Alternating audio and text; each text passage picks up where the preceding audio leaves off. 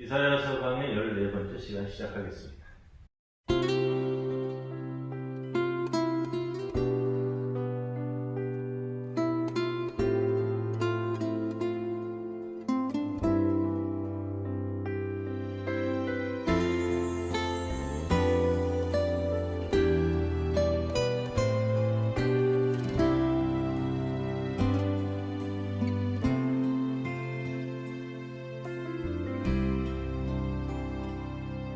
내가 걷는 이 길이 혹 굽어도는 수가 있어도 내 심장이 울렁이고 가슴 아파도 내 마음 속으로 여전히 기뻐하는 까닭은 하나님은 실수하지 않으심일세.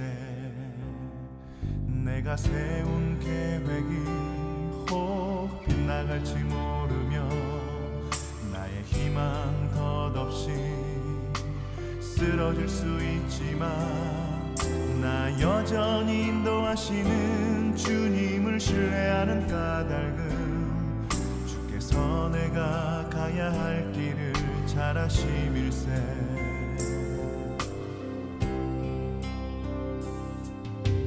어두운 밤 어둠이 깊어 날이 다시는 밝지 않을 것 같아 보여도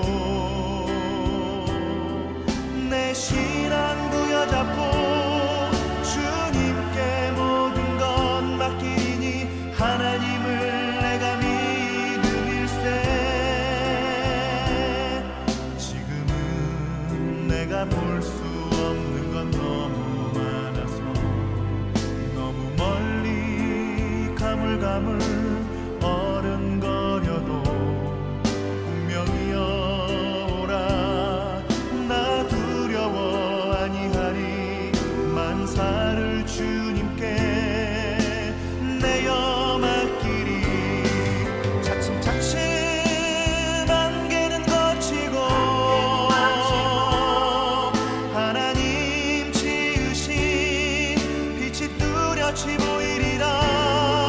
가는 길이 온통 어둡게만 보여도 하나님은 실수하지 않으신다네.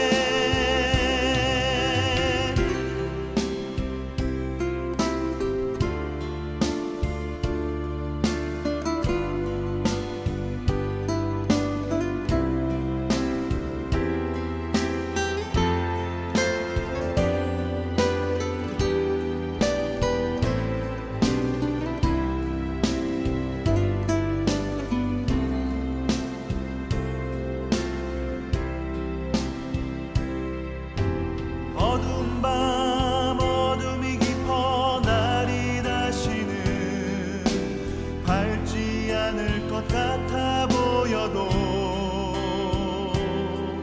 내 신앙 부여잡고 주님께 모든 것 맡기니 하나님을 내가 믿음일세.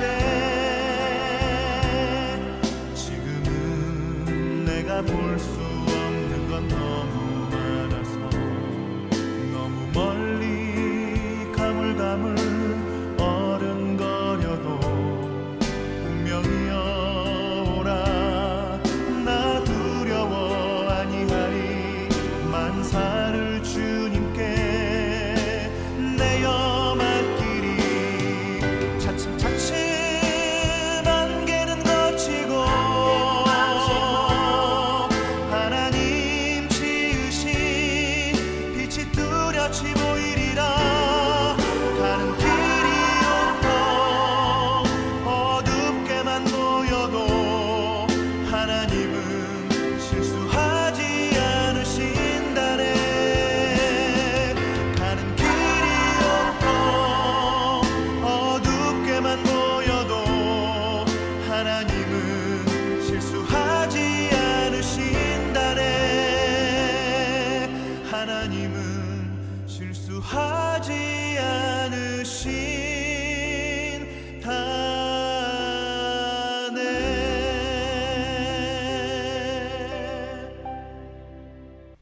기도드립니다. 주님, 우리의 기도가 멈추지 않게 하옵소서. 시간이 날 때 드리는 기도가 아니라 시간을 드리고 기도하게 하옵소서. 외모가 아니라 중심을 보시는 주님 앞에 입술로나 생각으로나 행동으로나 죄 짓지 않게 하시고 기도한 대로 살게 하옵소서. 마음과 생각을 지키시는 주님을 의지하고 열정과 간절함으로 드리는 기도가 주님 마음에 합한 기도가 되게 하옵소서. 낙심과 절망에게 개처럼 끌려다니지 않게 하시고 갈급한 심령을 성령의 담비로 적셔주셔서 패배와 허물로 메마른 마음밭을 기경하게 하옵소서. 호흡이 있는 한 우리의 기도가 계속되게 하옵소서. 예수님의 이름으로 기도합니다. 아멘. 118장 찬송드립니다.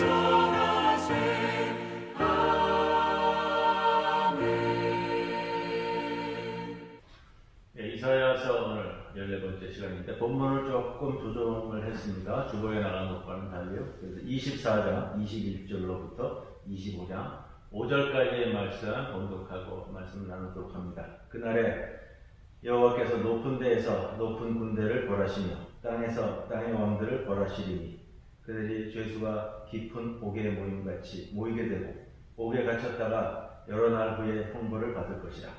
그때에 달이 수치를 당하고 해가 부끄러워하리니 이는 만군의 여호와께서 시온산과 예루살렘에서 왕이 되시고 그 장로들 앞에서 영광을 나타낼 것이니라. 여호와여, 주는 나의 하나님이시라. 내가 주를 높이고 주의 이름을 찬송하오리니 주는 기사를 옛적에 정하신 뜻대로 성실함과 진실함으로 행하셨습니다. 주께서 성읍을 돌무더기로 만드시며 견고한 성읍을 황폐하게 하시며 외인의 공성을 성읍이 되지 못하게 하사 영원히 건설되지 못하게 하셨으므로 강한 민족이 주를 영화롭게 하며 포악한 나라들의 성읍이 주를 경외하리이다. 주는 포악자의 기세가 성벽을 치는 폭풍과 같을 때에 빈궁한 자의 요새이시며 환난당한 가난한 자의 요새이시며 폭풍 중에 피난처시며 폭양을 피하는 그늘이 되셨사오니 마른 땅에 폭양을 제함같이 주께서 이방인의 소란을 그치게 하시며 폭양을 구름으로 가림같이 포악한 자의 노래를 낮추시리이다. 아멘. 오늘 본문은 24장 뒤에서부터 25장 앞에 부분 말씀 함께 나누는데요. 우리가 지난주 나눴던 말씀 24장부터 27장까지는 이사야 묵시록의 내용을 담고 있다라고 말씀을 드렸고 묵시록에 대한 말씀도 좀 설명을 드렸습니다. 그래서 지난 24장 말씀을 나눌 때에는 여호와가 임하심으로써 이 땅이 뒤집히는 큰 재앙을 심판을 그 내용을 우리가 다루었다면 오늘 21절 뒷부분인데요. 21절에서 23절은 그날의 재앙 중에서도 하늘에서 이루어진 것. 이건 높은 곳이라고 표현을 하는데 이건 높은 곳이라는 것은 하늘을 뜻하는 또 다른 이름입니다. 여호와가 결국 하늘과 땅에서 벌하신다라는 표현을 그날 이루어질 하나님의 재판을 가리킵니다. 재판이라는 것은 왕의 고유 업무입니다. 그래서 23절에서 여호와가 시온산과 예루살렘에서 왕이 되시고 라는 언급을 수반하고 있는 겁니다. 하나님의 재판은 지난주에 나눈 말씀은 이제 땅에서 임하고 오늘은 하늘에서도 임하고 모든 영역에 임하는 것을 표하는데 여호와는 이제 결국 시온에서 왕이 될 것이다.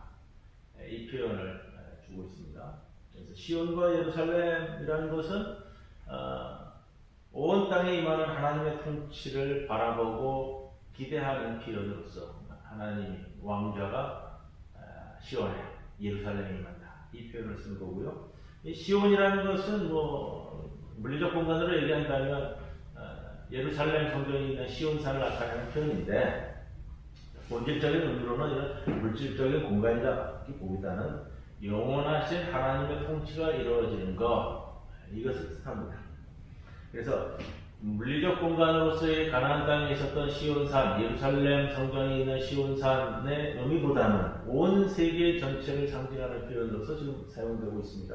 그래서 하늘과 땅의 온 세상에 대한 하나님의 재판은 다름 아닌 여호와가 왕이 된다는 의미를 갖습니다. 바로 좀 더 확장해서 하나님 나라의 이 땅의 실현 이거를 나타내고 있고 여호와께서 친히 왕으로 좌정하심에 그분의 영광 앞에서 해와 달이 바라던 빛을 부끄러워할 것이다.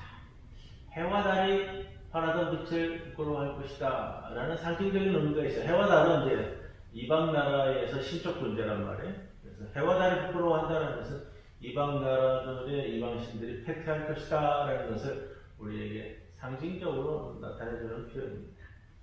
그리고 이제 25장에 넘어가는데 바로 25장에는 바로 이런 하나님의 심판, 하나님의 왕좌에 오름으로써 이루어지는 하나님 나라의 확장과 통치에 대한 찬송시 성격입니다. 그래서 오늘 제목을 이사야서 찬양시 했는데 바로 그 내용을 볼 수가 있습니다. 그래서 여호와의 왕 되심을 기리면서 이것이 또 여호와께서 왕 되신다는 것이 지금 이 현실에서 지금 이 상황에서 어떤 의미를 백성들에게 갖느냐 이걸 보여주는 것이 1절에서 5절까지의 말씀입니다. 그러니까 온 세상을 심판하는 날에 여호와가 행하실 놀라운 일들을 선언하며 찬양합니다. 여호와께서 놀라운 일을 행하시되 그러나 이 표현을 쓰고 있어요. 그 일이 어떤 갑작스럽게 하나님께서 즉흥적으로 일어나는 것이 아니라 이미 오래전부터 말씀하신 계획이기 때문이다. 1절 말씀에 주는 기사를 옛적에 정하신 대로 성실하심과 진실하심으로 행하셨습니다. 이 참 그 의미 깊은 표현인데 여호와께서는 그냥 감정적으로 즉흥적으로 일하시지 아니하시고 정해진 계획에 따라 일하신다. 정해진 계획에 따라 일하신다라는 것은 이사야서가 갖고 있는 굉장히 중요한 모티브 중에 하나입니다. 바로 이 표현은 이스라엘이 하나님이 미리 다 계획을 가지고 있다라는 것은 이미 하나님께서 이스라엘에 대한 전적으로 이스라엘에 대한 하나님 여호와의 뜻 가운데 이스라엘을 놓고 하나님의 계획에 따라 현재의 모든 상황도 그렇게 진행되고 있다라는 것을 보여주는 표현이 되고요. 이를 통해서 확실히 회복과 구원이 임할 것을 나타내 보입니다. 그러면서 당부하는 것이 여호와를 신뢰하라. 오래전부터의 계획과 이와 관계된 성실함과 진실함, 과거와 현재 그리고 미래에 이루어질 모든 일들이 이미 여호와의 계획이라는 점을 뚜렷하게 보여줍니다. 그러면 여호와께서 마침내 행하게 되는 이 오래전의 계획은 무엇이냐? 그 계획이 무엇이냐? 라는 것을 오늘 본문에서 읽게 되는데 그 계획은 크게 두 가지 일을 얘기합니다. 첫 번째는 2절에 나오는 여호와를 대적하는 이들에 대한 심판. 2절 말씀 제가 다시 한번 공독하겠습니다. 주께서 성읍을 돌무더기로 만드시며 견고한 성읍을 황폐하게 하시며 외인의 공성을 성읍이 되지 못하게 하사 영원히 건설되지 못하게 하셨으므로. 여호와를 대적하는 이들에 대한 심판의 말씀. 4절에 보면 여호와를 의지하는 이들에 대한 여호와의 구원. 4절 말씀 공독하는데 주는 포학자의 기세가 성벽을 치는 폭풍과 같을 때에 빈궁한 자의 요새이시며 환난당한 가난한 자의 요새이시며 폭풍 중에 피난처시며 폭양을 피하는 그늘이 되셨사오니. 여호와를 의지하는 자들이 하나님께서 어떻게 구원이 되시는가 하는 걸 보여주는 것. 두 가지의 오래전 계획을 우리들에게 이야기해 줍니다. 첫 번째 심판에서 성읍이라는 표현이 나오잖아요. 돌무더기가 된다. 견고한 성읍들은 황폐화될 것이다. 성읍과 견고한 성읍이 나타내는 것이 무엇이냐? 고대사회잖아요. 고대사회인데 잘 정비된 견고한 성읍. 성읍이라는 것은 도시인데, 번성한 도시인데 또 이 문명이 발달한 도시이기도 하잖아요. 이스라엘 이 예언자들이 등장하면서 이 성읍에 대한 예언에 대한 말씀을 참 많이 선포하고 있는데 맞닥뜨린 현실이 그거예요. 맞닥뜨린 현실이 성읍이 커지면서 성읍이 만들어지면서 당시에 대체적으로 이제 도시국가의 형태가 큰데 그것이 더 이제 확장되는 겁니다. 자, 국가가 등장하면서 행정체계, 세금체계, 경제가 도시에 집중되고 양극화, 대토지 소유자들은 더 부자가 되고 이스라엘 농촌의 자유농민들은 거기에 따라서 땅을 잃고 나날이 가난해지면서 자유민의 지위도 잃고 노예가 되어지는 것. 이것이 예언자들이 성읍에 대해서 맞닥뜨리는 관점이자 현실. 도시가 커짐으로써 그 행정체제에 의하여 양극화가 되어져가는 그 현실.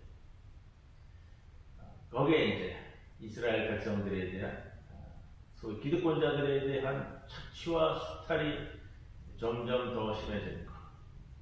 그래서 성읍과 견고한 성읍은 강하고 번성한 도시를 나타내는데 하나님의 행하심은 이 번성한 문명, 이 성읍을 단번에 황폐케 하신다라는 것이 무엇을 의미하는 걸 우리가 알 수가 있습니다. 3절에 보면 하나님이 이 견고한 성읍을 황폐케 하신 결과 포악한 민족과 성읍이 여호와를 경외할 것이다. 이렇게 선언을 하는데 찬송시인데 여호와께서 이 강한 자의 성읍을 황폐케 하시는 것은 단순한 파괴가 아니라 강하고 능력 있는 자들 중에 왜곡된 이들은 바로 잡고 제대로 가게 할 것이다 라는 표현이 되는 거예요. 사람의 목수는 또 다른 악을 만들 수 있지만 하나님의 재판과 행하심은 악한 이들을 돌이키게 할 겁니다. 세상은 그래서 여호와가 하나님이심을 알게 한다. 일반적인 묵시문학과 이사야 묵시록의 좀 차이점이 지난주에 말씀 나누면서는 제가 좀 언급을 안 했는데 바로 이런 것들이 조금 달라요. 일반적인 묵시록은 이 악한 자들, 기득권자들, 포악하는 자들을 심판하여 아예 이제 멸절시키는 게 묵시문학에서 대체적으로 보이는 모습인데 이사야 묵시록에서 보이는 것은 이들을 되돌이키는 모습을 좀 담고 있습니다. 그래 차이점을 우리가 좀 이야기할 수가 있고요. 강하고 포악한 나라들 하나님이 치심으로써 그들은 회복되고 하나님을 경외하게 된다. 하나님은 그들을 혼란스럽게 하고 포악하게 만들었던 강한 성을 부수심으로써 그들을 참 인간으로 돌아오게 만드신다 라는 의미입니다.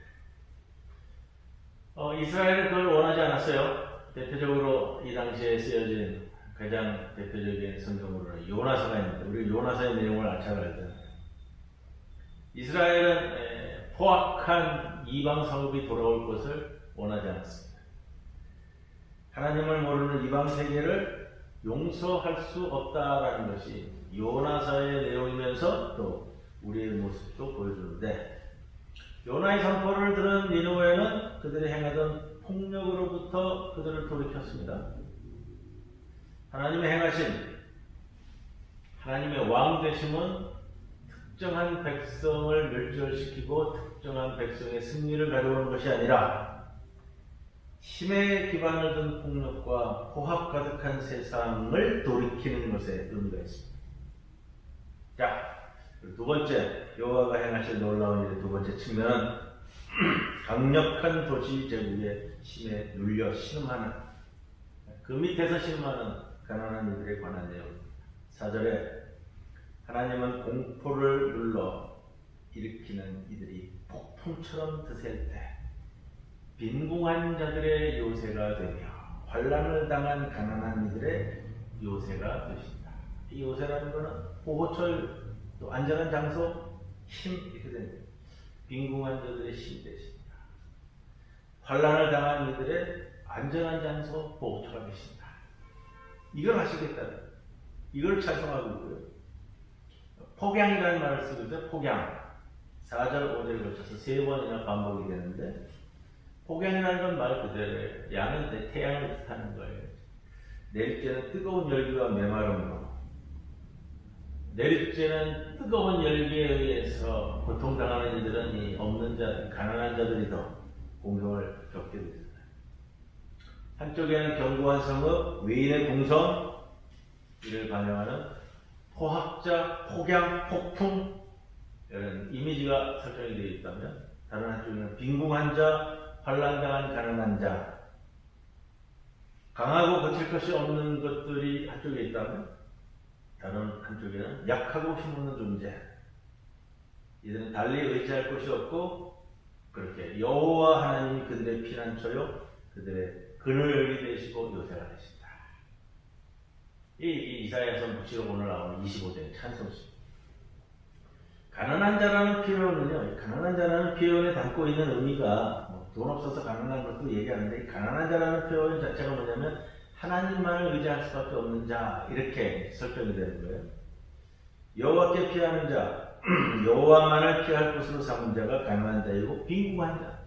왜? 다른 데 의지할 수 없죠. 그런 사람들에게 여호와는 오래전 계획을 따라 이 강하고 힘센 모든 것을 쓰레기 더미와 같은 폐허로 만드시되 약하고 힘없는 이들을 위한 힘이고 피난처와 그늘이 되신다. 여호와는 외인의 공성을 아예 성읍이 없었던 것처럼 만드시고 이방인의 소란을 낮추어 버리시고. 자, 여기서 이제 조금 더 나아가는 거예요. 포악한 자와 외인이라는 것은 열방을 뜻하는 경우에 이것은 무엇을 뜻하느냐? 당시 이사야가 놓여져 있는 상황을 생각할 때에 바벨론과 아시리아 열강들을 의미합니다. 하나님이 임하실 때 강력한 열방들의 기세를 잠잠케 하시며 허물어 버릴 것이다. 미래에 대한 전망이자 소망인데 장엄하기로 유명했던 주전 6세기 바벨론의 풍성과 비교하면서 바벨론의 포로로 잡혀져 와 있는 유다 백성들의 곤궁함과 그들을 이 폭풍과 폭양으로부터 막아주시는 하나님을 표현하고 있다. 찬송 시가 그렇게 이어질 수가 있고요. 그러나 이사의 묵시록이라고 말씀을 드렸습니다. 묵시록이 될 때는 이제 좀 더 한 발자국 더 나가는 거예요.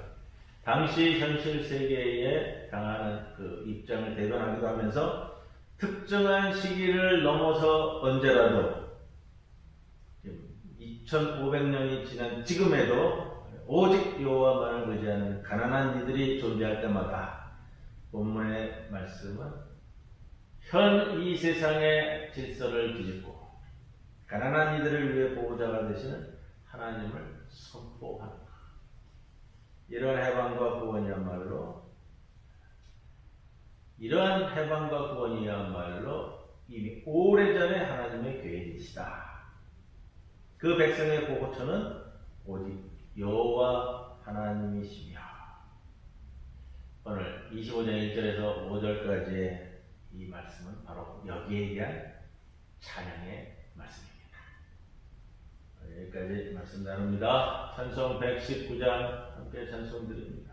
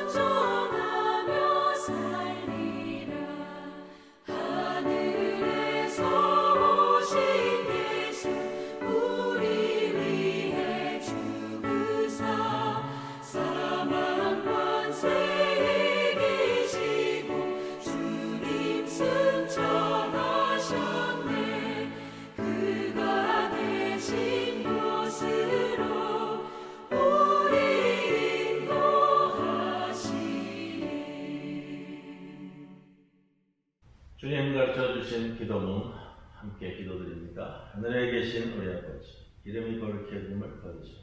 나라의 마옵시며 뜻이 하늘에서 이루어진 것 같이 땅에서도 이루어집니다. 오늘 우리에게 일용할 양식을 주시옵고, 우리가 우리에게 죄진 자를 사하여 준 것 같이 우리 죄를 사하여 주시옵고, 우리를 시험에 들게 하지 마시옵고, 다만 악에서 구하시옵소서. 나라와 권세와 영광이 아버지께 영원히 있사옵나이다. 아멘.